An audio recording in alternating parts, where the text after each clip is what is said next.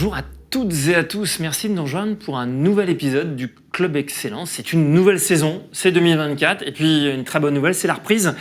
J'ai voulu inviter un spécialiste de la rencontre immobilière, Guillaume Frécot. Bonjour, comment vas-tu ?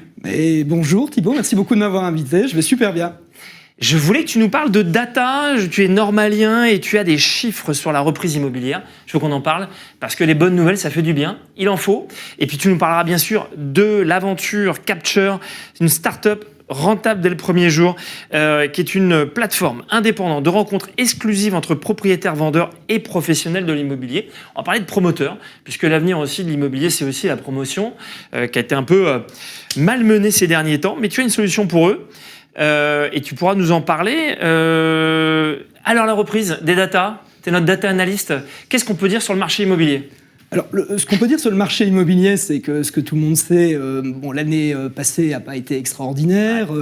On peut rappeler quelques chiffres, baisse du nombre des transactions, qui est quand même assez importante, 22% en 2023 par rapport à 2022. Ce qui a fait une année effectivement moins bonne que l'année passée, mais qui était exceptionnelle. Donc, c'est pas non plus comme s'il n'y avait pas eu de transactions en France l'année dernière. C'est bon de le rappeler. Voilà, il y a eu quand même 865 000 transactions au moins. 865 000. Donc, ça fait beaucoup. Voilà, ça fait beaucoup, même si évidemment ça fait beaucoup moins, et 22% en moins, il faut être capable de l'absorber. Oui. Et effectivement, comme tu le dis, donc, chez Capture, dont j'ai la chance et le plaisir d'être président, on travaille beaucoup avec des promoteurs, avec des bailleurs sociaux des marchands de biens. Cofondateur, excuse-moi, effectivement, président cofondateur. Et cofondateur, effectivement. J'ai le plaisir d'avoir deux associés, Maxime et Clément, que je salue s'ils nous écoutent, et qui sont avec moi...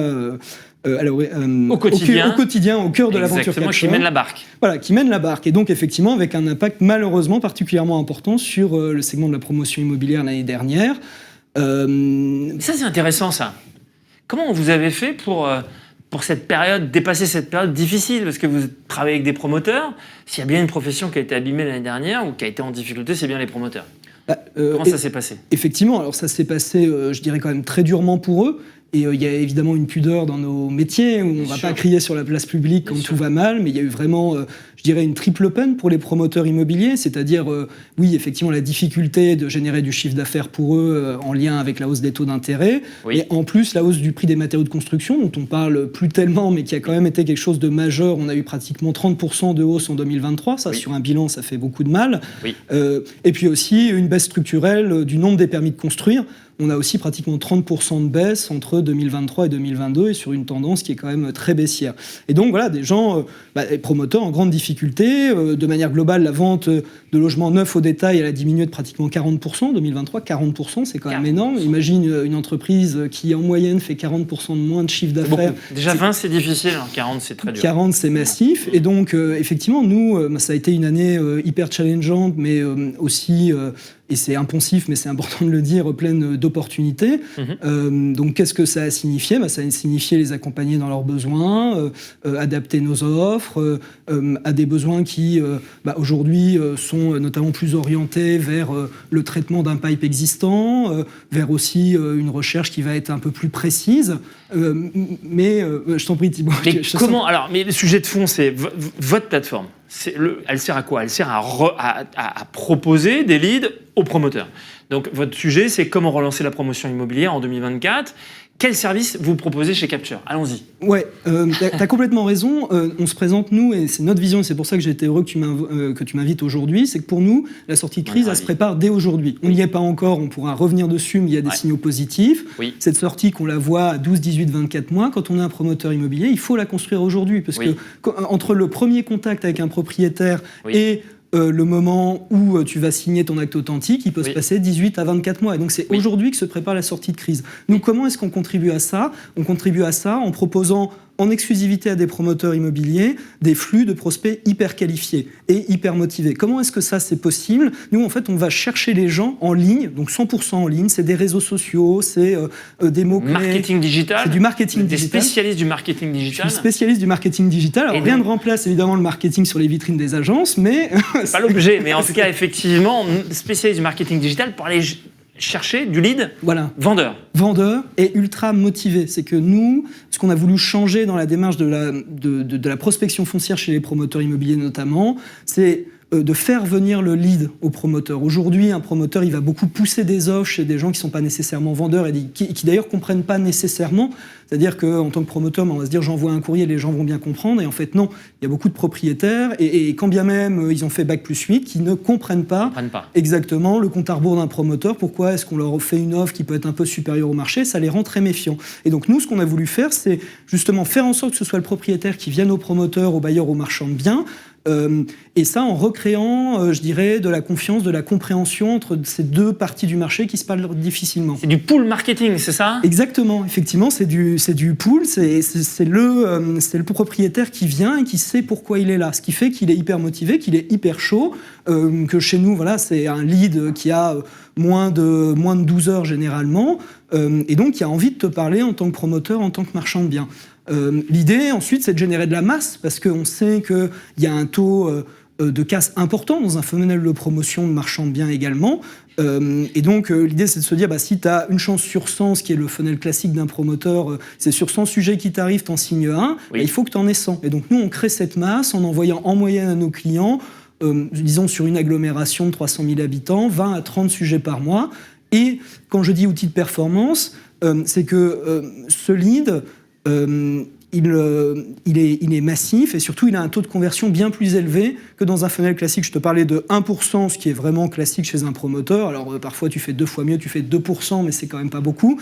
Nous, on réussit à atteindre entre 15 et 20% en fonction du type de promoteur avec lequel on travaille. Ça, c'est lié à la motivation du prospect et aussi à tous les outils qu'on met à disposition pour permettre de traiter, de se concentrer sur le bon prospect qui est vendeur du bon bien au bon endroit au bon moment. Parce que c'est ça la tête d'épingle aujourd'hui de la promotion du marchand de biens. Oui, donc un outil de sortie de crise à terme, c'est la plateforme Capture et vous êtes là pour ça, avec un développement, une croissance. Merci. Alors, on va revenir sur les chiffres. Pourquoi est-ce qu'on est confiant sur le marché immobilier et pourquoi on sent que ça sent bon ?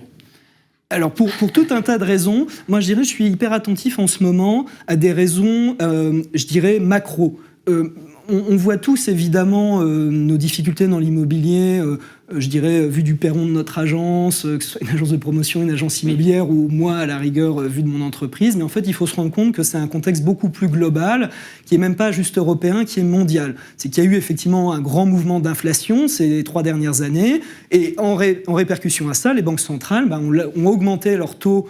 Massivement. Massivement, x4 pour la BCE. C'est la plus grande augmentation qu'on ait jamais vécue, d'ailleurs, je crois que c'est ce que j'ai lu. Hein. Je pense en tout cas que des 20 dernières années, en termes de rapidité, oui, la hausse a été hyper abrupte. Donc violente pour le marché. Hyper violente pour le marché. Ce qui est intéressant, c'est qu'aujourd'hui, à l'échelle mondiale, on a des signaux qui sont positifs, notamment quand on se tourne vers les États-Unis. Et ce qui est intéressant, c'est que la semaine dernière, le Wall Street Journal, justement, titrait sur le fait que pour la première fois depuis 2 ans, il y a une hausse du volume de vente consécutif sur 2 mois aux États-Unis. Et donc, par exemple, entre janvier et février, il y a eu une hausse de 9,5%, pratiquement 10%, la vente de biens immobiliers aux États-Unis. Et qui, on le sait, sont toujours en avance de phase dans les crises financières par rapport à la France et de manière plus globale par rapport à l'Europe. Donc là, je pense qu'il y a un signal positif qui nous montre que cette période d'ajustement elle commence à arriver à son terme, qu'il y a évidemment de l'inertie dans l'immobilier, qu'effectivement il y a le temps d'aller signer une promesse, d'aller signer un acte authentique, que les banques s'ajustent, mais en tout cas dans un marché qui est peut-être un peu plus fluide, un peu plus rapide que le nôtre, on voit cette sortie de crise qui apparaît. Et moi je trouve ça hyper positif, d'autant plus que la crise elle est hyper violente aux États-Unis, il y a beaucoup moins de filets, beaucoup moins de mécanismes de protection aux États-Unis qu'en France et en Europe. C'est le fameux 10%. J'ai l'impression que dès qu'il y a un 10% quelque part, ça change tout. Je pense qu'effectivement, on sent une étincelle, et une étincelle qui est significative. Et on a une correspondance en Europe, en France en particulier, on entend partout que plus 10%, j'ai lu beaucoup effectivement ce chiffre de plus 10% sur les promesses de vente. On n'a pas encore, comme on pourrait le souligner, la traduction sur les prêts, puisqu'on est encore à moins 40, mais c'est normal, puisqu'entre la promesse et puis le déblocage des fonds en banque, il se passe quelques mois, mais c'est prévu pour dans 2-3 mois. Et donc, cette reprise dans les promesses de vente, dans l'activité, elle est là. Elle va se transformer et se caractériser dans les quelques mois qui viennent. D'autres infos qu'on peut donner ? Ouais, avec plaisir. Moi, j'en ai plein. Je regarde beaucoup de choses en ce moment parce que même si les périodes de crise sont évidemment très dures, et moi j'ai toujours une pensée pour les gens qui la subissent, parce qu'au-delà d'entreprises, au-delà de chiffres de marché, ce sont des personnes. qui la subissent. Mais voilà, il y a aussi beaucoup d'informations à brasser. Ce qui est important, c'est évidemment d'évoquer la baisse des taux des crédits immobiliers, donc en France, qui est en baisse depuis maintenant 3 mois. Donc les banques sont de retour. C'est normal, hein, le prêt immobilier, c'est un produit d'appel pour une banque. Ça lui permet surtout, elle, de vous avoir dans son portefeuille pour 10, 20, 25 ans. Donc elle a besoin. Une appétence nouvelle des banques, oui, à octroyer des prêts. Bah, bien sûr, parce qu'elles se rendent compte aussi de l'impact pour elles. Et donc, voilà. La rentabilité. Voilà, exactement. Et donc, on a passé cette barre symbolique des 4%. En moyenne sur les crédits immobiliers en février. On était à 3,99 en moyenne pour février. Bon, on attend les chiffres de mars. Là, on est le 28 après, donc on est effectivement juste là à attendre ces chiffres-là. Et comme tu le soulignais, effectivement, on est encore dans un volume faible de prêts par rapport à l'année dernière, puisqu'on a 40% en moins en février de volume de prêts accordés, donc en termes d'euros, de valeur de prêts accordés par rapport à février de l'année passée. Mais comme tu le soulignais, c'est le problème de ces décalages dans le marché IMO. C'est que, effectivement, entre le moment où tu te mets d'accord, où tu signes ton prêt, il se passe du temps, et donc tout se décale petit à petit. Et au moins, on sait où on va. C'est-à-dire que là, on sait qu'on est dans le bon sens. Parce qu'il y a deux sens. Hein. Il y a quand on descend et quand on monte. Et effectivement, quand on monte, au moins, on a une vision beaucoup plus claire de ce qui va se passer. Exactement. Et ce qui est intéressant aussi, c'est que les marchés financiers, eux, anticipent donc pour la fin de l'année, probablement après l'été, un début de baisse des taux de la BCE. Donc là, il faut se rendre compte que, alors que les taux sont stables, donc il ne se passe concrètement rien à la BCE en ce moment, le taux est stable depuis 5 mois, même 6 mois. Il ne se passe rien, les taux des prêts bancaires baissent, donc a priori, si la BCE commence à baisser également, il va y avoir un effet qui va être plutôt vertueux sur les prêts bancaires. Donc ça, c'est plutôt une bonne nouvelle.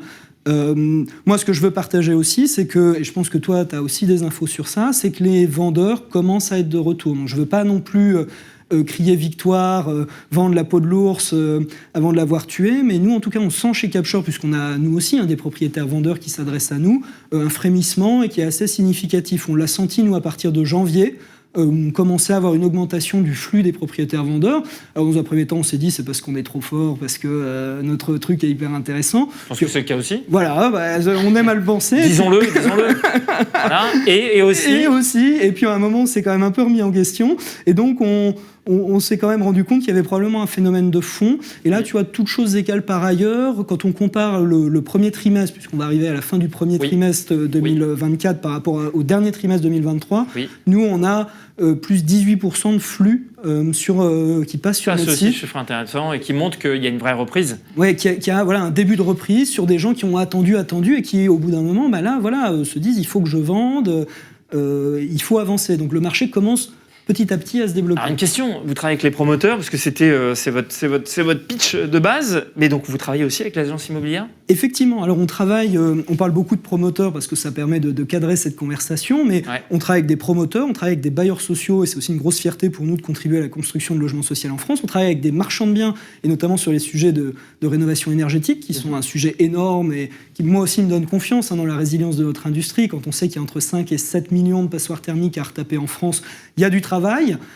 Et on travaille également, avec des agents immobiliers, puisque comment ça se passe, Capshore ? On génère un flux de propriétaires-vendeurs. Il y en a un certain nombre qu'on va pouvoir aider, justement, où la promesse de valeur de Capshore est hyper pertinente. C'est-à-dire qu'on va pouvoir les mettre en relation avec un professionnel qui va leur faire une offre un peu particulière, justement un promoteur qui peut-être va acheter un peu plus cher, mais avec des conditions suspensives plus importantes qu'un particulier. Un marchand de biens qui va pouvoir acheter très vite, mais par contre peut-être avec des conditions financières moins avantageuses. Mais au moins le marchand de biens, a priori, lui peut se financer, contrairement encore à beaucoup de particuliers en ce moment.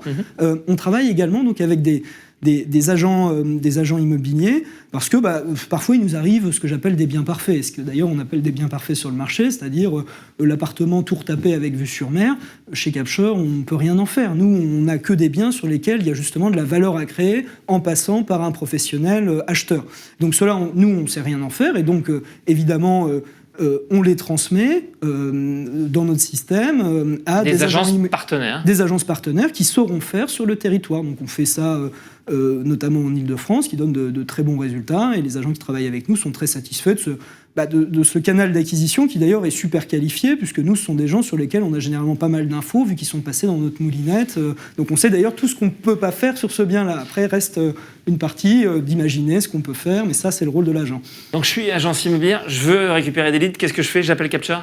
Tu appelles Capture, effectivement, tu vas sur notre site côté professionnel, Voilà. et là, tu peux nous laisser des coordonnées, ou alors tu m'écris même à moi. Je suis surtout en ce moment hyper aux côtés, hyper à l'écoute des professionnels de l'immobilier, donc tu m'écris à moi, Guillaume Fréco. Et donc on peut obtenir des leads qualifiés, des beaux leads pour des biens parfaits. Ça, ils adorent ça, les agents immobiliers en général. Et faire des ventes additionnelles. Merci beaucoup, Guillaume, pour toutes ces bonnes nouvelles sur le marché, la data, et la reprise qui s'annonce et qui se confirme. Et puis merci pour cette belle réussite. Bravo. Merci beaucoup. Bravo à Thibaut. toute l'équipe et bon courage. Merci beaucoup, Guillaume. Je vous dis à très bientôt pour un nouvel épisode du Club Excellence. Merci.